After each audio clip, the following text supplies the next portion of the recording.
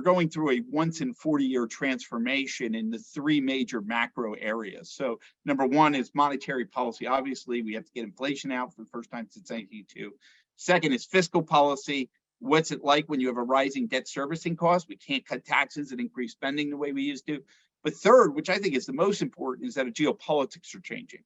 So these companies have built these amazing supply chains for efficiency over the last 40 years. That model no longer works. And so if you're a semiconductor company, you're going to get whacked here because you're not going to be able to sell into your largest market. So you got to figure out a way around it. And that's why you're seeing the CHIPS Act and how do you bring that manufacturing home? How do you bring it out? What we're saying is it's proper corporate governance of a company to now be engaged in the lobbying process so that they can understand if their business model is going to change based on public policy reaction. So it's more important for them to be involved in the process today because the changes are going to be much larger than we've been used to since the Berlin Wall came down in 1989.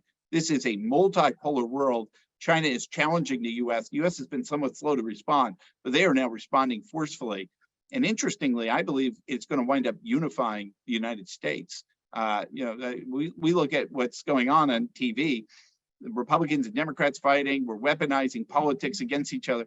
And yet there's so much level of agreement between the Republicans and Democrats on how to respond to China. And it will be the biggest issue over the next 5 years.